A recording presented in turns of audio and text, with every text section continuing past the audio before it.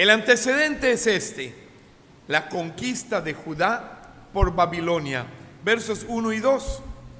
Durante el tercer año del reinado de Joacim, rey de Judá, llegó a Jerusalén el rey Nabucodonosor de Babilonia y la sitió. El Señor le dio la victoria sobre el rey Joacim de Judá y le permitió llevarse algunos de los objetos sagrados del templo de Dios. Así que Nabucodonosor se los llevó a Babilonia y los puso en la casa del tesoro del templo de su Dios. Quiero ponerle en antecedente que en este tiempo predicaba el profeta Jeremías, que le estaba advirtiendo al pueblo y al rey Joacim que se entregaran al rey de Babilonia, que se rindieran. Y la paradoja, la controversia era que el que se rindiera y se entregara iba a vivir esclavizado, pero los que no se entregaran iban a ser muertos por el poderosísimo rey de Babilonia, que era el emperador de entonces, era el reino dominante. El Señor le dio la victoria a Joacim, a Nabucodonosor sobre Joacim. Joacim trató de huir. Recuerden que tenían encadenado, encarcelado a Jeremías en la plaza, en una jaula. Lo tenían a pan y agua. Lo habían encerrado porque les predicaba la verdad. Arrepiéntanse, están en pecado, vienen días difíciles, así y así le ocurrirá al pueblo si no se entrega. Y lo consideraban traidor porque le estaba diciendo al pueblo que se rindiera ante el enemigo. Pero hermanos, es que cuando Dios manda, hasta la lógica del hombre se viene abajo. ¿Sí se comprende eso? No hay lógica humana ante la ley de Dios. No hay lógica humana ante el mandato del Dios Altísimo. Es que yo pienso, usted puede pensar lo que quiera, pero Dios dice cómo, qué, cuándo, en dónde. No hay otra opción. La influencia cultural se desemboca, y es el segundo punto que les quiero mostrar. El rey domina. Cuando trata de huir Joacim por un hueco que hacen en el muro, se escapa, entra Nabucodonosor, toma la ciudad y le dicen que se escapó y lo alcanza. Lo primero que hace el rey es mostrarle el cumplimiento de la profecía de Jeremías, que le dijo que a sus hijos los vería morir. Mata a los hijos del rey Joacim delante de su padre, y luego a él le arranca los ojos y se lo lleva ciego. Primero le pone piedras calientes, le quema los ojos, lo deja ciego, le saca los globos de los ojos y se lo lleva esclavizado a Babilonia. Cumplimiento fiel de la palabra de Dios. Pudo haber vivido, pudo haber estado bien en Babilonia, porque normalmente Nabucodonosor a los reyes que llevaba los humillaba, pero los dejaba vivir en un lugar en Babilonia. El rey de Babilonia, que era el emperador máximo, digamos, hoy sería, ¿quién es el máximo y el más poderoso del mundo hoy? Después de Satanás. Después de Satanás, que es el príncipe de este siglo, ¿quién es el más poderoso hoy? Dígalo, hay un país que es el más poderoso, aunque no le guste a algunos, es Barack Obama. Aunque no tienen dinero ahorita para pagar sus deudas, porque están peleando, pero es el más poderoso. Hoy la gente anhela ir a Estados Unidos, el sueño americano. Nadie quiere ir a Inglaterra, nadie quiere ir a Rusia, nadie quiere ir ¿A dónde? A México.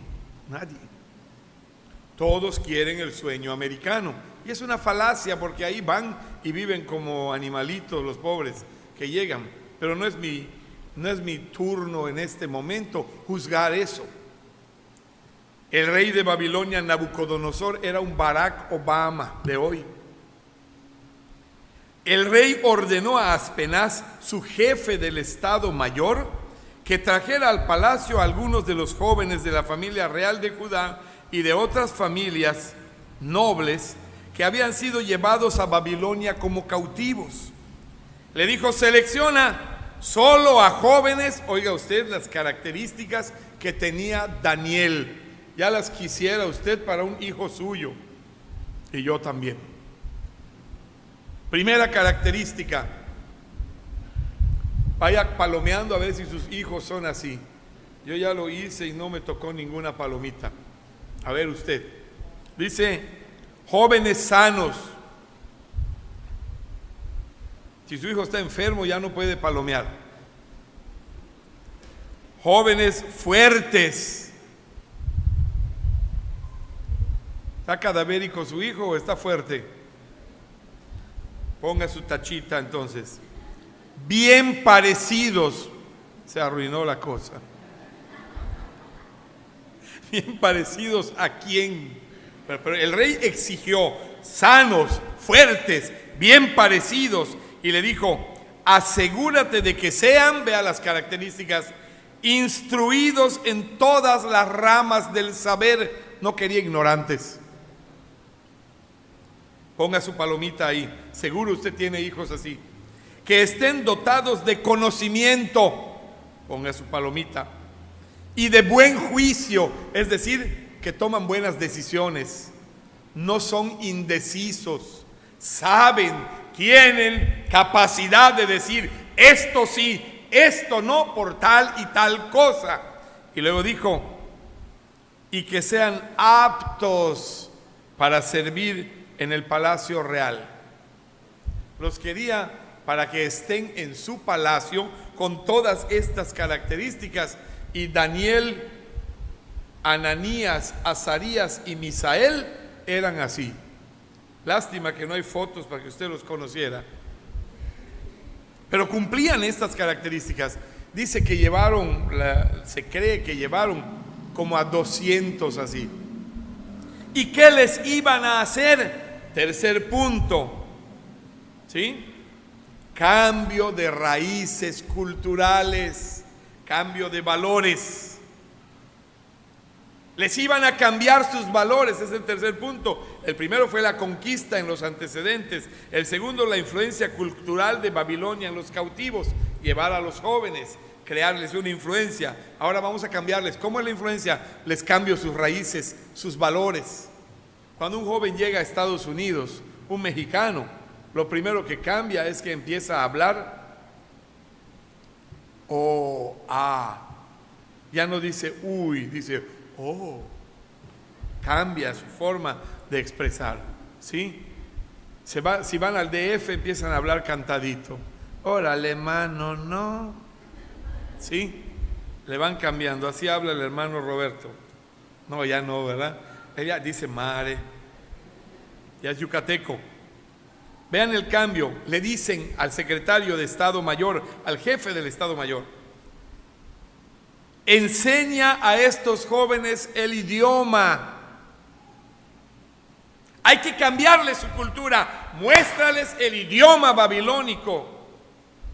Hermanos, el yucateco es uno de los idiomas, es una lingüística de las más preciadas en el país. Aunque digan que le aporreamos y digan que decimos, el yucateco es un idioma, un lenguaje muy rico, muy florido en su capacidad de expresión. Así es reconocido por los lingüistas. Qué bueno. En Tabasco, ¿cómo dicen al libro de cantos? ¿Cómo le llaman? Es el himnario, ¿verdad? Los hermanos en Tabasco dicen: hermanos, vamos a cantar el himno 413. ¿Sí? Yo me acuerdo de varios hermanos. Ya Daniel Sierra es yucateco, ya no es tabasqueño, pero en Tabasco es el igno. En Yucatán le cambiamos. En cada lugar hay un acento, una ricura. Aquí les dijeron, enséñales nuestro lenguaje. Queremos que tomen nuestros valores y los valores entran por el lenguaje. También les dice, enséñales la literatura de Babilonia. Cámbiales su cultura. Toda la cultura hay que cambiarla. El problema es que cuando no leemos, no entra la cultura a nuestra cabeza. No entra la cultura a nuestra mente. Cuando no leemos, pues dejamos pasar todo ese mundo que hay de conocimiento cultural. Vamos a cambiarle las raíces culturales. Y luego dice el rey, cámbiale sus hábitos alimenticios. ¿Cómo venía el hebreo? Comía verduras, no comía puerco, no comía animales con la pezuña hendida o dividida, no comía animales que no tuvieran escamas, no podían comer pan de cazón porque era inmundo. Ellos comían peces con escamas. ¿Quién lo dijo? Dios. ¿Por qué lo dijo? Eran leyes sanitarias para toda esta gente. Entonces el rey les asignó una ración diaria de la comida y del vino que provenían de su propia cocina. El rey quería impresionarlos con todo lo que él tenía para que estos jóvenes fueran tales que pudieran servir en su palacio. Les quería cambiar los hábitos de la comida. Ahora, dígame usted, un joven normal, un hombre normal, una mujer normal que llega a un país y le ofrecen las ricas viandas del palacio real, ¿qué es lo lógico que haría? Aceptarlo, tomarlo. ¿A quién le dan pan que llore? Pero hay un detalle. El rey de reyes que regía al pueblo era un pueblo que traía una tradición que descendía directo del Dios Altísimo. El rey, Dios, Jehová, rey de los ejércitos, les había enseñado cuál era su comida. Les había dicho cómo debían actuar, qué debían respetar, de qué debían guardarse, cómo mantenerse fieles a Dios. Y esta es la gran disyuntiva que hoy existe: obedecer a Dios u obedecer al mundo. El mundo nos está cambiando hoy, hermanos, exactamente la cultura, las raíces, los valores, todo. Hoy me decían en la clase que llegan las personas y ya no es apellido paterno y apellido materno, es primer apellido y segundo apellido. ¿Por qué? Porque a lo mejor es paterno y paterno o materno y materno en la nueva ley aprobada en ciertos estados. Entonces están cambiando en sutilezas. Si usted dice, ¿y qué tiene de malo? Mucho. Ya no va a ser apellido paterno, porque puede ser que no tenga papá, sino dos mamás. Hermanos, estamos yendo hacia un mundo que su problema es que se está apartando de Dios. Eso es todo. Se está alejando de los principios de Dios, y Nabucodonosor había establecido que estos jóvenes cambiaran su cultura, sus hábitos, todo. Cuando esto ocurre, les añaden una fecha: 3 años de entrenamiento. Debían recibir entrenamiento por 3 años y después entrarían al servicio real. Ahora escuche usted, 3 años de comer esa comida les haría olvidar lo que Dios les había mandado.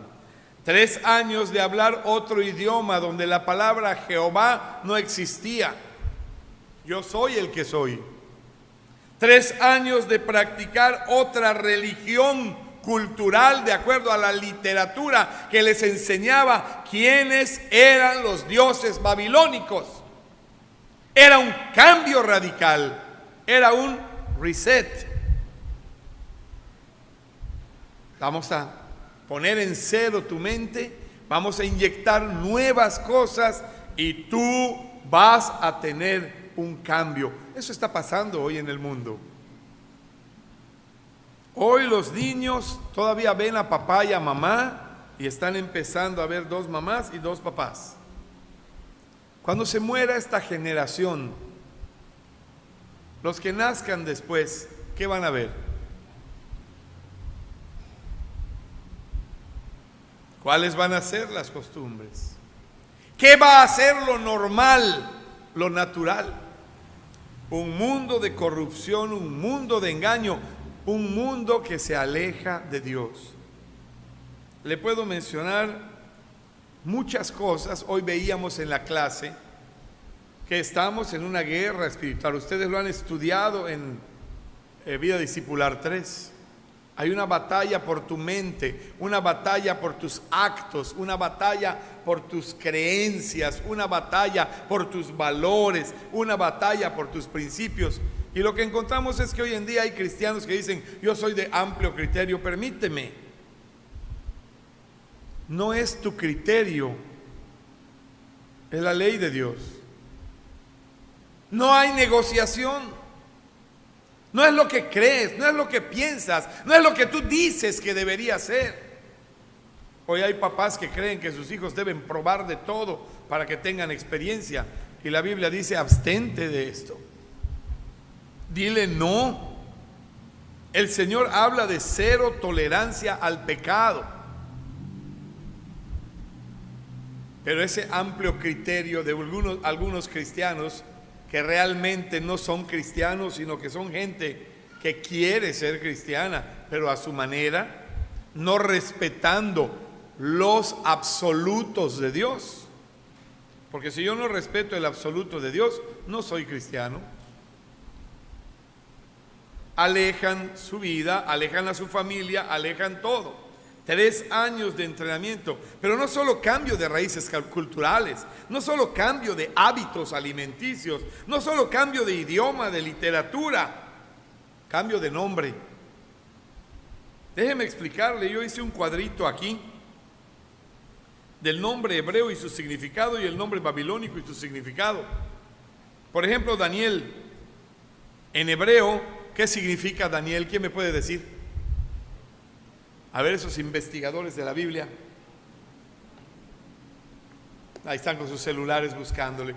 No pierdan tiempo, significa justicia de Dios. Les va a costar bajar el dato. ¿Qué nombre le ponen? Belt, con T, Sazar, que significa Bel, el Dios Bel, protege tu vida. Y ya no le llaman Daniel, le llaman Belsasar. Le cambian el nombre que lo relaciona con su Dios, con su origen, con su fe. Y le ponen un nombre que lo relaciona con otro Dios. Ananías significa Jehová es piadoso. ¿Qué le ponen? Sadrach, mandato de Acú. Acú era un dios sumerio. También otros dicen que significa revolución del dios Sol. Y ahí tienen ustedes un cambio. Pero mire qué curioso es esto, ¿eh? Aquí al final le voy a dar un dato que de veras debería impactarnos. A Misael, que significa quien como Dios, le juegan al nombre y le cambian a Mesac en lugar de Misael, que significa quién es lo que Acú es. El dios Acú, que era un dios pagano de aquella época. Azarías, Jehová ha ayudado. Le cambian a Abednego, que es siervo de Nego, un juego de palabras para que signifique siervo de Nebo con B, que era un dios pagano también. Ahora vean lo curioso. En las iglesias, ¿cómo se les menciona a los 3 de Babilonia? Como Sadrach, Mesac y Abednego. Díganme si no tuvo éxito Nabucodonosor. Con ellos no tuvo éxito, pero con nosotros sí. ¿Cómo se llaman los tres de Babilonia? Sadrac, Mesac y Abednego. Nadie dice Ananías, Azarías y Misael. Nadie lo dice. Y menos saber el significado de sus nombres respecto a Dios. Dígame si no tuvo éxito Nabucodonosor. Ahora, en medio de todo esto, vámonos a ver un punto importante. Si bien tuvo éxito con nosotros, que lo recordamos así, no lo tuvo con ellos. Vamos a ver la decisión de Daniel, y para mí es muy importante llamarle a este punto la decisión de Daniel, porque no los cuatro decidieron, decidió uno de ellos. Y cuando tú decides, puedes jalar a otros que tengan duda. Tal vez Ananías, Azarías y Misael andaban así sorprendidos y no pensaban qué debían hacer, sino que veían que ya no les quedaba otra. Y Daniel dice: no. Este no fue para despertar a tres y tuve éxito. Por ahí hay un Sadrac, un Mesac y una Abednego durmiendo. Y los desperté. Póngame un punto a favor. Vamos 3-0. ¿Sí? Dice el verso 8: sin embargo, Daniel estaba decidido a no contaminarse con la comida y el vino dados por el rey. Pero si el rey lo mandó, sí, pero yo no sirvo al rey, yo sirvo al Rey de Reyes. ¿A quién sirve usted? ¿A quién sirve usted? Entonces Daniel dijo: no me voy a contaminar. Y hay muchos hermanos que dicen: yo no quiero pecar, y se la pasan diciendo: yo no quiero caer. Y se la pasan diciendo: yo no quiero esto, pero no hacen nada para no caer. Pero miren qué hizo Daniel. Propuso en su corazón no contaminarse, lo decidió, pero fue y actuó. Daniel habló al jefe de eunucos, le pidió permiso al jefe de Estado Mayor para no comer esos alimentos. No solo dijo: Señor, quítame esto. Fue y le dijo: quítame esto. Fue al que le podía dar la decisión. Y el mero, el jefe de Estado Mayor, le dijo: te respeto mucho, Daniel, pero tengo miedo de mi señor el rey, quien ordenó que ustedes comieran estos alimentos y bebieran este vino. Si se vuelven pálidos y delgados en comparación con otros jóvenes de su edad, temo que el rey mandará decapitarme. Así se las traía el rey. Así se necesitan pastores hoy. ¿Aceptas a Cristo o te decapito? Vería cuántos se convertirían. Creo que voy a pedirle a la Suprema Corte de Justicia que apruebe eso. Sería divino, como hizo Constantino, ¿no? Hoy todos son cristianos. Amén, gritaron. Y se volvieron cristianos todos en el año 325, y Constantino llegó a ser el primer papa. ¿No sería buena una ley así, hermano?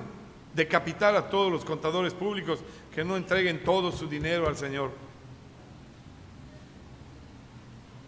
Aquí hay varios contadores públicos, pero puro contar y puro cuento. Queremos ver claro. Le tengo miedo, no puede ser. ¿Qué pasa con aquellos que deciden dejar el pecado, pero caen o se encuentran con un tropiezo grandísimo? El jefe de Estado Mayor les dijo: no. ¿Qué hacen? Pero yo lo intenté, ya lo hice, ya ve, pastor, yo quería, pero no se pudo. Yo ya hice mi parte, voy a seguir orando. No basta con orar. Hay cosas que Dios va a hacer porque tú no las puedes hacer, pero hay cosas que tú y yo tenemos que hacer porque sí podemos hacerlas. No se rindió. El mero jefe de Estado Mayor me dijo que no. Siguiente punto: Daniel habla con el asistente del jefe, que a final de cuentas el jefe nunca les llevaba la comida. El que los atendía era el asistente. Entonces, si este no le da la orden, voy a ir con él y le digo a él que me dé chance. Y dice el verso 11, el 11. Entonces Daniel habló con el asistente que había sido designado por el jefe del Estado Mayor para cuidar a Daniel, Ananías, Misael y Azarías. Y le dijo: por favor, esta es una súplica, hermanos, pruébanos durante 10 días con una dieta de vegetales y agua. Y esto es algo importante, hermanos. Si usted va y no le atiende el que está ahí, busque al otro que directamente se relaciona con usted. Prueba superada, así le titulé a la siguiente parte. Al cumplirse los 10 días, compara nuestro aspecto con el de los otros jóvenes que comen de la comida del rey. Luego decide de acuerdo con lo que veas, le dijo al asistente. El asistente aceptó la sugerencia, ya vieron, ni le preguntó al jefe. Está bien, total, al que le van a cortar la cabeza es al otro, no a mí. Ándale. Y ya que se la corten, a mí no me puede hacer nada. ¿Se acuerdan que él dijo, me cortarían la cabeza? El rey no le iba a pedir cuentas al asistente. ¿A quién? ¿Cómo aplico esto en la vida? Dios no le va a pedir cuenta a tus hijos de tu hogar. Te va a pedir cuenta a ti, papá. Dios no le va a pedir cuentas a la iglesia del pecado que haya aquí, a cada uno por su pecado, pero la permisividad a mí me va a pedir cuentas. La Biblia dice que los pastores tenemos responsabilidad por lo que se hace globalmente en la iglesia. Así que cuando yo predico, no predico pensando en usted que le agrade. Predico pensando que le agrade a Dios, que yo diga lo que Él quiere que yo diga. Y a eso nos ha enviado Dios. Hay hermanos que me han dicho, no le gustó a esta persona lo que dijiste. No importa, yo sé que le gustó a Dios. Y esa es mi tarea y es la tarea de usted también cuando predica. Tenemos que actuar así. Entonces, al cumplirse los 10 días, Daniel y sus amigos se veían más saludables y mejor nutridos que los jóvenes alimentados con la comida asignada por el rey. Así que desde entonces el asistente les dio de comer solo vegetales en lugar de los alimentos y el vino que les servían a los demás.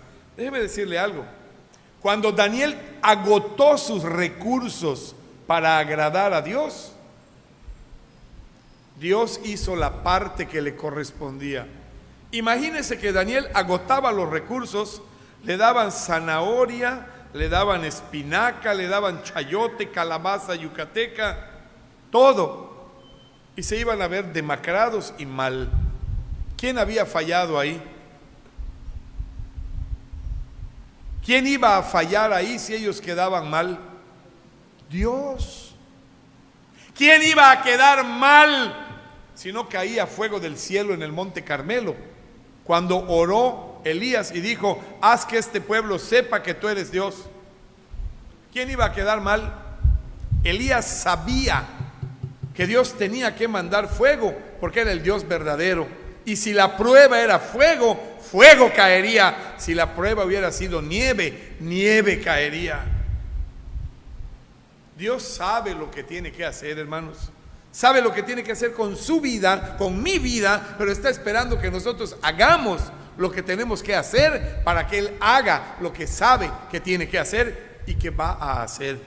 No para gloria de usted, no para gloria mía, sino para gloria de su nombre. Vamos a terminar porque no es mucho. Hoy hay un hermano que tiene una comida muy cara conmigo, porque su esposa me pidió el favor de suplirla y hoy el pastor no debía predicar, entonces esto le va a costar una comida. ¿Cuál es el restaurante más caro de la ciudad? ¿Cuál es, hermano Eric? Usted que es de los que es buen gourmet. La taquería aquí de la esquina. Bueno, pues ahí me van a invitar. Escuche, una vez que se superó la prueba, vinieron las bendiciones de Dios. Ya el problema entre Nabucodonosor, el jefe de Estado Mayor, el asistente y los 4, ya había terminado. En el sueño babilónico, en el país del pecado, en todo este lugar, salieron victoriosos en la primera prueba. Venían pruebas peores. No se pierda cada capítulo. A la noche va a estar impresionante lo de la estatua que van a ver. Va a estar impresionante lo de la estatua. Pero escuche, cuando Dios vio a sus hijos que habían superado la prueba, mire qué hizo. Este es Papá Dios. ¿Cuántos han orado y le dicen papito, Abba Padre, papito? ¿Cuántos tienen a Dios como su papi? Qué poquitos. Hay algunos que su papá le dicen, es mi padre ahí lejos. Dios es un papá cercano. Jesús le decía papi. Cuando hablaba en inglés Jesús, porque Jesús sabía inglés, le decía daddy. ¿Sí? En español papi. En hebreo, ¿era hebreo o era arameo? Abba, Padre. Miren qué hizo Dios. A estos 4 jóvenes Dios les dio, eche pluma, vea la bendición para un hombre fiel, para un joven fiel, porque eran jóvenes.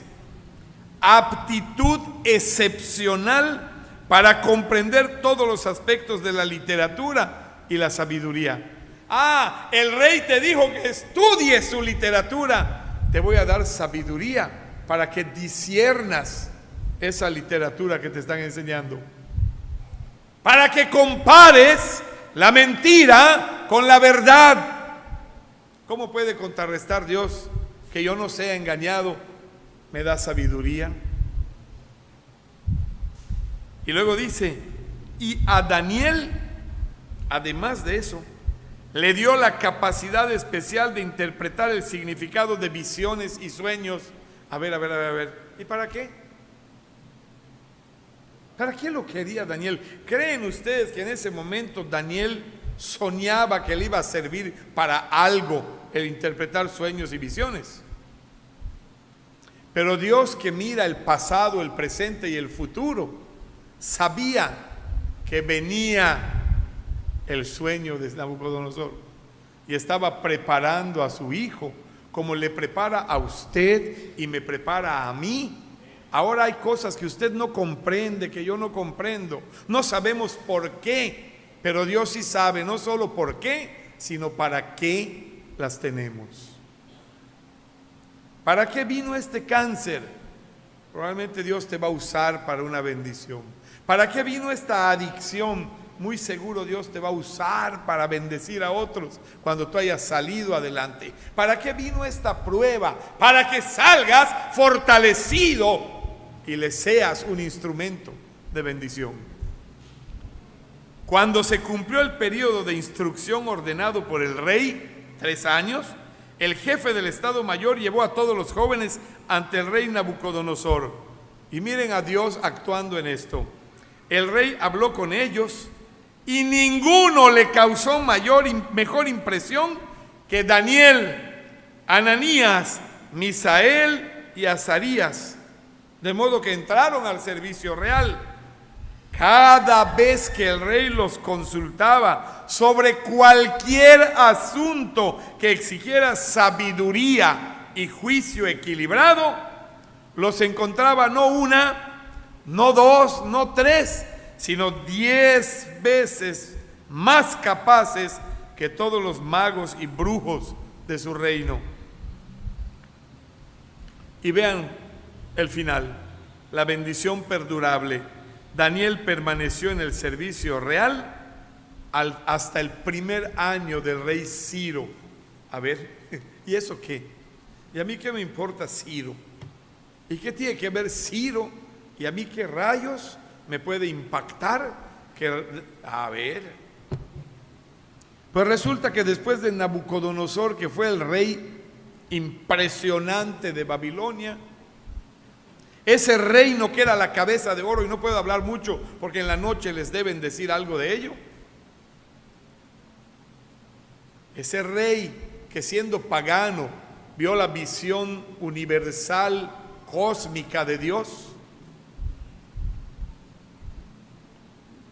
cae y lo domina Darío, porque Babilonia es dominada por Media y Persia. Cambia el imperio, cambia el rey, pero los hijos de Dios permanecen fieles y firmes, y Daniel sigue con los persas, y no solo con el primer rey, sino cuando llega Ciro, que decreta que regresen a su tierra los judíos. ¿Qué tal? Cuando Dios te va a poner en algo, perdura más allá de lo que te imaginas. No, lo lógico era que cuando llegara el nuevo imperio votaran a todos, cambiaran a todos. Si Daniel era del equipo real de Babilonia, de Nabucodonosor, ¿por qué se quedó allí? ¿Por qué no lo decapitaron? ¿Quién cree que estaba con Daniel? Tal vez usted lo ignore. ¿Quién? Dios.